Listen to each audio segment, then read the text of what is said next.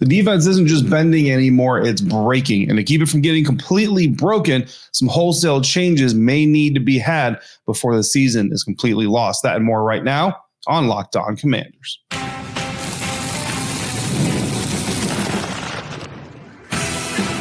You are Locked On Commanders, your daily podcast on the Washington Commanders. Part of the Locked On Podcast Network, your team every day. This is Locked On Commanders. I'm David Harrison, your guy on the ground covering the Washington Commanders for WUSA 9, right here with you 5 days a week. And you can also find me writing about the Commanders for Sports Illustrated's CommanderGameDay.com. You can follow me on X at DHarrison82. And I want to thank you for making Locked On Commanders your first listen or your first view today and to the everydayers. Those of you who come through for every single episode, a special thank you goes out to you for coming through for yet another one. Coming up on today's episode, we're going to discuss the team's battered identity, who's actually developing amidst all the chaos, and whether the constant injuries are bad luck or something more that needs fixing. But first, we're going to start with the defense and where it appears to be broken or breaking, and accountability has to be part of the solution moving forward. All of that coming up on today's episode of Locked On Commanders, a proud part of the Locked On Podcast Network, your team every day. And today we're doing that thanks to FanDuel. Right now, new customers, you can bet just $5. And if that bet wins, you'll get $300 in bonus bets to use anywhere across the app. So scheme tweaks are always a part of the discussion whenever a team is not doing well. But the Commanders' defensive problems honestly run deeper than just simple schematic changes. Personnel changes and accountability process feel like it just has to be an inevitable part of the solution. Now, head coach Dan Quinn did talk this week about changes potentially coming. He said that he thinks that there are going to be some major changes, but not maybe the changes that we, as far as those of us on the outside, expect there to be, and that he wants to simplify things. And in that way, potentially some scheme changes coming in the simplification of the scheme. But once you simplify it, there's only so much you can kind of whittle down, right? It kind of comes down to like weather and layers, right? There's only so many layers you can take off before you're just kind of down to bare bones. Schemes are the same way. You can only simplify so much. Once you simplify to the furthest extent you can, then it starts to become an issue with accountability for players. And players always want to talk accountability with themselves, with their teammates. And certainly this locker room, I believe them more than some other locker rooms I've been around when it comes to accountability of themselves and of teammates and all those things. So I don't think this is actually going to hurt anybody's feelings to hear this, but in this mailbag episode, we're going to start off with insiders Tia and TJ, who both came through and asked, how are we going to fix the defense at this point? Given the injuries and the tough schedule ahead, is it even possible for this defense to improve and to be competitive? So let's start with how you fix the defense, right? And listen, if I had the full-blown, falter-proof or foolproof answer to this, I wouldn't be sitting behind this microphone. I'd be standing on the sideline somewhere. So just understand that this is coming from my foxhole, just kind of how I view things. And of course, we all see things just a little bit differently. But again, tackling obviously has to get better. Communication is obviously something that continues to be a struggle for this defense. But again, I think that it really boils down to accountability. I don't think there's enough. It's not enough, I should say, to check the mistakes, to correct them in film study, and even on the practice field. There has to be repercussions, right? At the end of the day, there has to be repercussions. There is a time for learning. There's a time for developing. There's a time for growing into your skin, in the season and all those things. The end of October is not it. We talked about this earlier this season. The first 4 games of the year really have kind of become an extension of the preseason. It's where you really start to figure out who your team is. And then once you get through those 4 games, it's now time to start believing your team is what it shows you it is, but also time to start believing your players are who they show you they are. And certainly from what we see on game days, what we see on game film, and even the limited window that I get to see at practice that you're not at, there's only so much that I can see. We get into the locker room. They know we're in the locker room. There's just a different dynamic there. What they see, Joe Witt Jr., the coaches, the teammates, what they see out of each other when we're not around, when the cameras aren't on, when they're in the meeting rooms, when they're in the locker room without us present, all of those things. That's what really matters. That's where the real accountability has to start.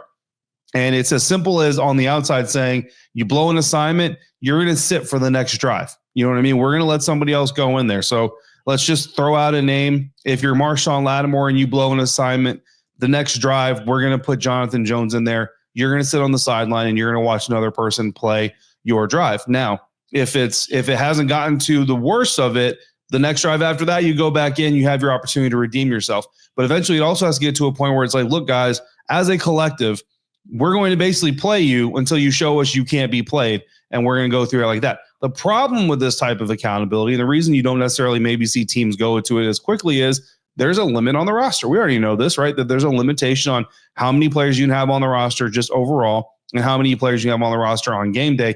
And you can't get into this musical, like that's an even worse place to get into is this musical chairs of who's playing and who's not playing and who's playing and who's not playing. And then you also, at least in my belief, you don't want to have guys out there who are looking over their shoulder saying, oh man, like the next time I trip and fall, I might lose my job. So there's a fine line here. And what really boils down to is knowing the guys. And that's why I can't give you a 100%, here's the boom, foolproof plan, because I don't know these guys as well as Joe Witt does, as well as the position coaches do. But something like that, there's got to be some sort of accountability process where it's not just we're calling you out on tape every week. No, like that clearly is not working because the mistakes have been called out on tape week after week after week. There has to be an elevation in the repercussions, because what it really boils down to is not a lack of knowledge. Like these NFL players know how to play the game. They understand the scheme. It comes down to want to, and it comes down to know how. And it's interesting because you look at some of these other teams, and I've gotten some questions from people just over the course of the last few days, like the Detroit Lions go out there and their entire secondary is decimated by injury, yet they go out there and they play lights out against Tampa Bay Buccaneers. And what I would tell you is, again, without being in the meeting room, without being at the practices and knowing those people intimately, I think there's something to be said for a guy who is a backup. Not for nothing, Nick Whiteside was out there playing cornerback for the Detroit Lions, playing a pretty good game. He was formerly here with the Washington Commanders at one point. What's the difference between him and maybe a Marshon Lattimore or maybe another player that's struggling in the Commander secondary? Well, honestly, truthfully, it's lack of experience. It's lack of cachet.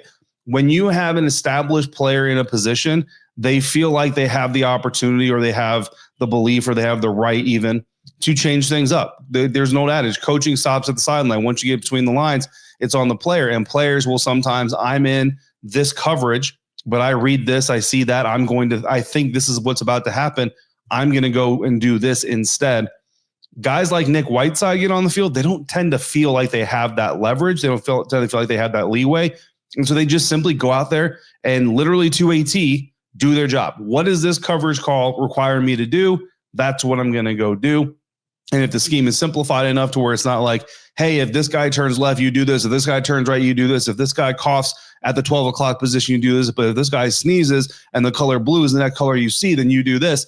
Then it simplifies things and lets guys like Nick Whiteside say, okay, boom, here's the call. Here's what I do. Here's what I cover. I don't worry about anything else. I just worry about that. Guys who have been on the roster bubble, guys who are on the fringe, they tend to just kind of do what they're told. That's what helps defenses in the shape that the Detroit Lions were in against Tampa Bay Buccaneers actually play better than everybody expects, at least from time to time. So maybe putting some of those players on this roster out there on the field could lead to some improvement there. Again, addition by subtraction. You take away the extra thinking, you take away the freelancing, you take away the going off script. You add some more competence to the defense. Insider Fran asked about Marshon Lattimore. What are your thoughts on trading Marshon Lattimore given his struggles and penalties? And what are the chances that he is a healthy scratch against Kansas City? I don't think he's a healthy scratch against Kansas City. Even if changes come in personnel and he doesn't start, you look at the depth in the cornerback room, you just kind of need him. You know what I'm saying? Like, he's got to be active at least. But again, I mean, it would send quite a message, right, if he was a healthy scratch. But right now, I don't see that happening. However, what I will say is this, because I've got multiple questions from people saying they need to trade Marshon Lattimore and get some of that draft capital back. Here's my thing about it. If you're saying trade Marshon Lattimore, then whether you consciously think there is, you subconsciously believe there's value in him. There is still value in him. Dan Quinn saying, quote, he'll get it, end quote, which sounds good.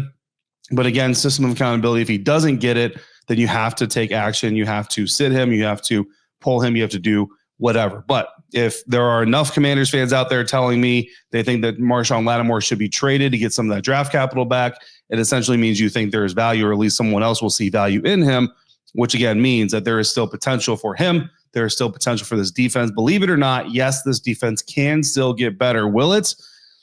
we'll have to see. And I can't necessarily tell you that I'm extremely confident it's going to, just that it could. So while the defense is clearly the biggest fire that needs to be put out, the ever mounting stack of injuries on the roster raises some serious questions that go beyond one side of the ball or the other. We'll attack those questions coming up next on today's episode of Locked On Commanders, part of the Locked On Podcast Network, your team every day. And today's episode of Locked On Commanders brought to you in part by Game Time. With Game Time, you shouldn't have to worry when you're buying tickets to your favorite events. Game Time is the fast and easy way to buy tickets for all your sports, your music, your comedy, and all the theater near you. With killer last-minute deals, all-in prices, and views from your seats, Game Time is the only ticketing app you're ever going to need. We just spent the last segment talking about how broken this defense looks, when sometimes you just need to see it for yourself, right? Be there in the stadium, feel the energy, get loud, help them out against these upcoming home opponents after Monday Night Football in Kansas City. And maybe you get to see some of these adjustments and some of this defense come to life in real time. I love using Game Time because even if you decide last minute that you want to go to the game, you can find great deals. You just open the app, you see the view from your seat before you buy it, and you know exactly what you're paying for with those all-in prices. No surprises. So take the guesswork out of buying tickets with Game Time. Download the Game Time app, create your account, use the code LOCKEDONNFL for $20 off your first purchase. Terms apply. Again, create your account, redeem the code LOCKEDONNFL for $20 off. Download Game Time today. Last minute tickets, lowest price, guaranteed. Calling the team's injury situation this year unlucky is a little bit of an understatement. It's also not really an excuse, to be. So if we're looking at the truth of things, the injuries matter. The injuries absolutely matter. You have a tougher schedule this year than the team had last year. Teams this year have more tape than teams last year. They've had more time to study this team, all these other things. And then you take out these injuries, right? And I mean, you're talking significant injuries. You're not talking back end guys. You're talking starters like Austin Eckler, Terry McLaurin, Noah Brown. You're talking about Sam Cosmi being out to start the season. You're talking about stars on the defensive side, Dietrich Wise Jr., now Dorrance Armstrong, Will Harris. And I think that some of these guys, especially from a mental standpoint, like Will Harris, I think was a massive, massive loss for this secondary alone and just for this defense in general. So TJ came through. Insider TJ wants to know, with the amount of injuries, do we need to question Dan Quinn's offseason and conditioning programs? Or do you think that the team is just that unlucky? So if you look around the league, injuries are hitting some teams a lot harder than they're hitting others. And I think there is definitely a little bit of an element of luck around it because every team has their sports science and all this stuff. And I would just say, this isn't Dan Quinn sitting in his office just saying, here's how we're going to do everything and here's why we're going to do everything. There is a collaborative effort here. And that's not to take blame away from Dan Quinn per se. But again, we've had this conversation in other avenues. There is blame and there is responsibility, right? Dan Quinn is 1,000% responsible for the way they practice, the schedule, all that kind of stuff. He's not necessarily to blame for how the science works with it and all this other stuff. But there's also a trickle-down effect, right? The way the rosters get hurt absolutely matters as well. So Noah Brown is out, Terry McLaurin is out, right? And what did we see for the next few weeks after that? We saw Deebo Samuel, his usage, his reliance, the offense's reliance on him go way up. So he gets that heel injury against Los Angeles. And there's no next game where you are against Atlanta. Sorry. There's no next game where you can say, okay, well, hey, Deebo's a little bit nicked up.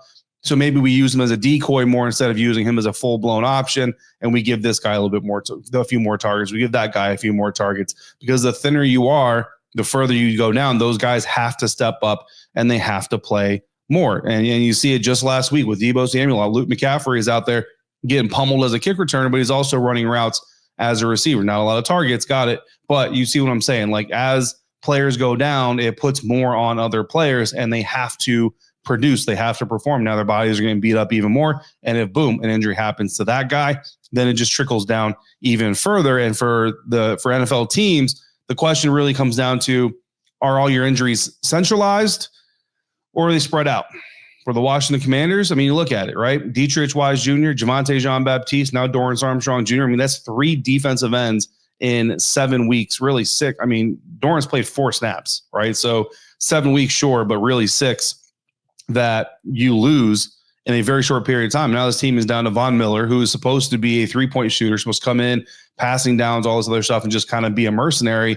Now, they're probably going to have to ask him to play a lot more than he was probably intending to. You got Jacob Martin, who's supposed to be a rotational role player, who's essentially a starter. They bring back Jalen Holmes. So we'll see what they do there. We'll see what happens with the trade deadline coming up. Offensively, again, Terry McLaurin, Noah Brown, now Deebo Samuel. And next thing you know, you got Chris Moore, who at one point was on your practice squad, is ostensibly your number 4 receiver. He's out there playing as your number 1 receiver. Luke McCaffrey is your number 5 or 6. He's playing as your number 2. Jalen Lane is in the same situation. You're out there going out and you're signing, teams, castaways, Traylon Burks and Robbie Chosen and guys like that. And no offense to them, because what they're doing in the NFL is more than I've ever done and ever will. But the point still remains, like, you're playing with a number 4 as your number 1, a number 5 as your number 2, et cetera, et cetera. That has a trickle down effect, and that impacts everybody. So again, is it an excuse for why the team is doing so poorly? No, because there are some things that are happening outside of the injuries that are schematic, they're mental, they're preparatory, and things like that. But is there an actual effect? Of course there is. What I really think this stems from, because league-wide there are more injuries happening, just per team, per player, whatever you want to call it.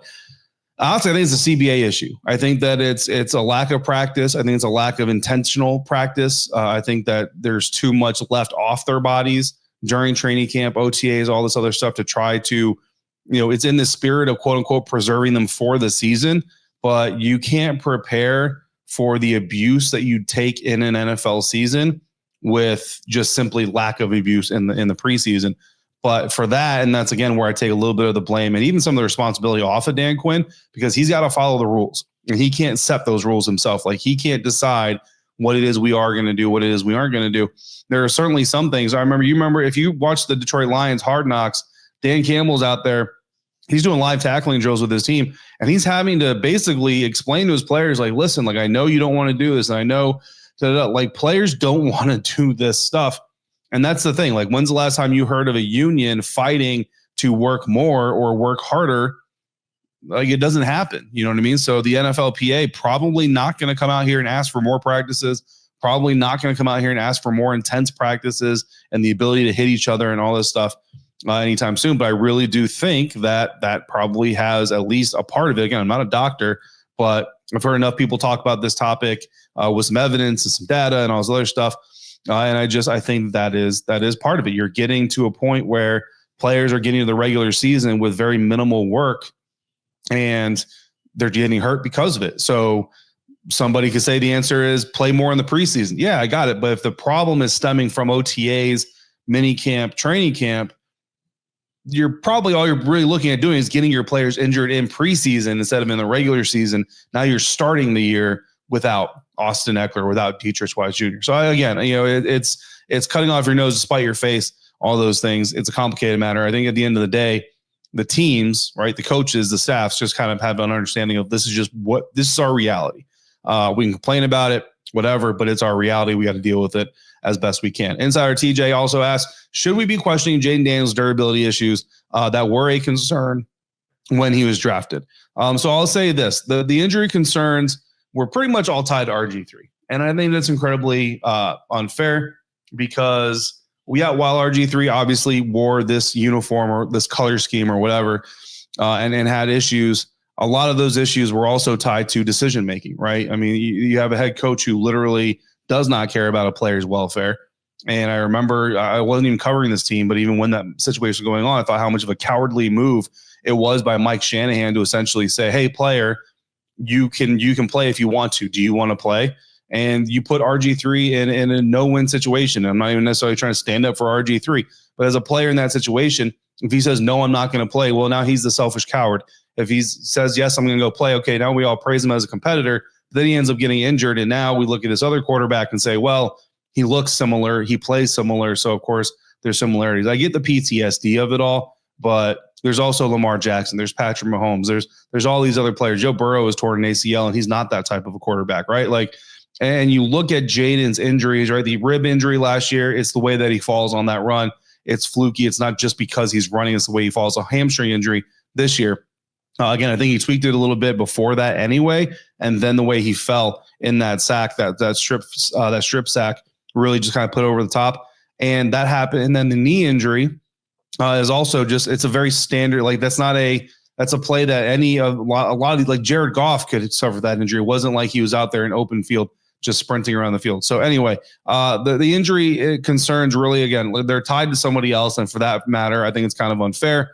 I get why people have the injury concerns for him, but you draft him understanding who you're drafting and his playing style. So no, I don't think that you should question Jayden Daniels' durability issues. Just understand that he's a quarterback who is a playmaker who also plays in a very physical game. And that's part of the risk for any quarterback, that's playing this game. So Merlin Ferrand, insiders ask, where will Adam Peters look to fill the edge voids? And I think that it's a very real concern. Trey Hendrickson obviously is an option. If the Bengals season starts to go downhill, then that could be a move. Them winning last week really kind of takes the polish off of that opportunity. The Jets are reportedly open to discussing some trades. Jermaine Johnson and Will McDonald IV are interesting targets for me. I would love Jermaine Johnson in a trade, to be honest with you. I really enjoyed him coming out of Florida State.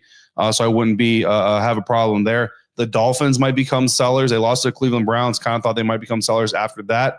We'll see what happens this weekend and how the Dolphins turn before or after that as well. But reuniting Bradley Chubb with Von Miller is not necessarily the worst idea in the world. But Dan Quinn did say that Adam Peters and his staff will be looking at everything inside and outside the organization. So I would probably expect this team to not necessarily stand pat with just what they have right now. So looking past the injuries, even when healthy, this team was already fighting an identity crisis, at least as healthy as they could have been at certain points. Unsure of who they are now, but they are sure that they want to win. They want to get it fixed this season. So we'll get into that coming up next on today's episode of Locked On Commanders, part of the Locked On Podcast Network, your team every day.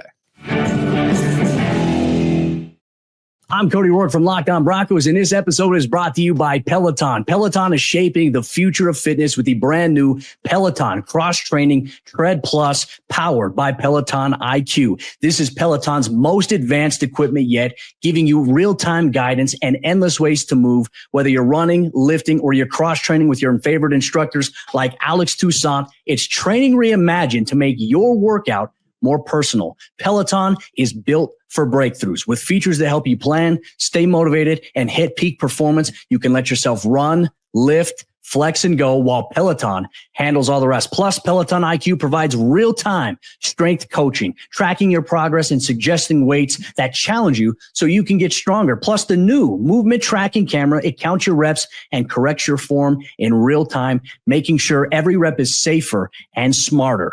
So let yourself run, lift, flex, push, and go. Explore the new Peloton Cross-Training Tread Plus at onepeloton.com. Today's episode of Locked On Commanders also brought to you by FanDuel. The NFL season is rolling ahead, and FanDuel has an offer that you don't want to miss right now. New customers, you bet just $5, and if that bet wins, you get $300 in bonus bets to use anywhere on the FanDuel site or app. We just spent that last segment talking about injuries, durability concerns, and potential roster moves. So if you've got a gut feeling about how things are going to turn out for this next game as the Washington Commanders travel to Missouri to face the Kansas City Chiefs, FanDuel is where you put all of those opinions and that intuition to work. I love same-game parlays. Everydayers already know that. So maybe you think Jayden Daniels bounces back, but the defense struggles again against Kansas City Chiefs high-powered offense. You can combine those bets. You can do a Jayden Daniels line, then you can get a Rashee Rice line and a Patrick Mahomes line. Or maybe you just want to jump into the live betting. As the game unfolds, maybe you get a feeling about how things are going to turn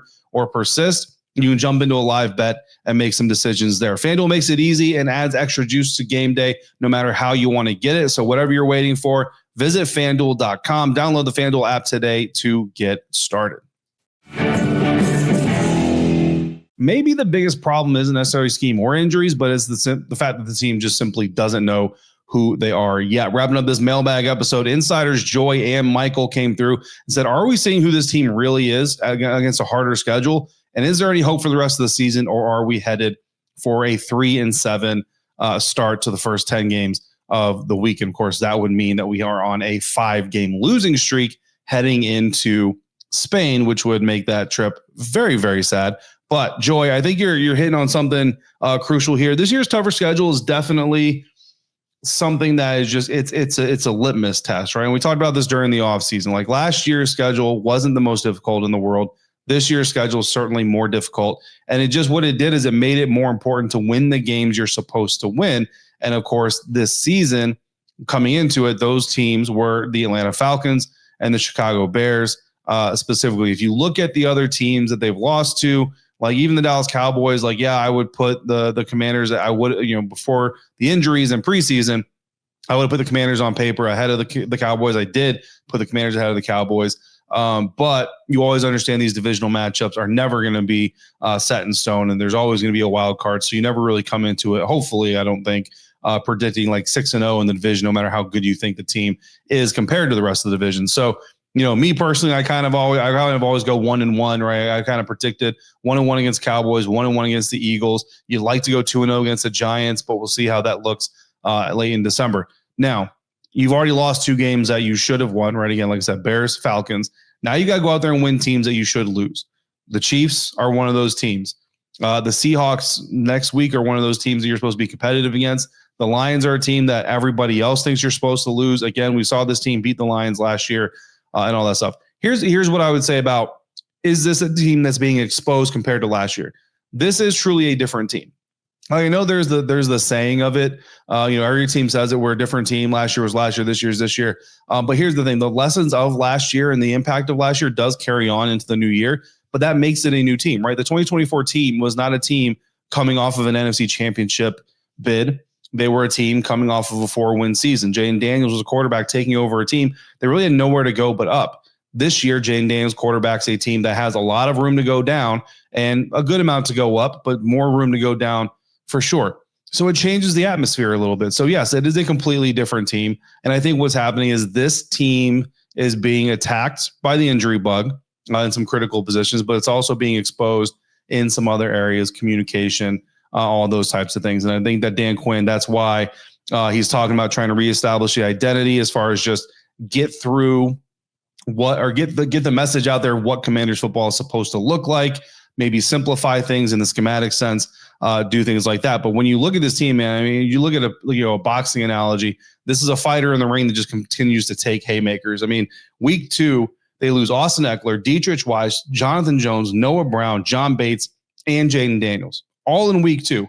Week 3, add Terry McLaurin and Will Harris to that list. Week 4, Javonte Jean-Baptiste. Week 5 and 6, Debo gets hurt and their injury gets worse. Week 7, Dorrance Armstrong goes down after 4 snaps, and you lose Jayden Daniels again. That's 8 starters they've lost for at least 1 game each this season. Over 30 games worth of starting snaps have been lost by this team in less than 2 full months of football. Every time they build even a little bit of momentum, the injury knocks them off balance. And I honestly completely believe that Dietrich Wise and Will Harris do not get injured, this defense is significantly better. I'm not telling you they're top 10 or top 5. I'm just telling you I think they're significantly better.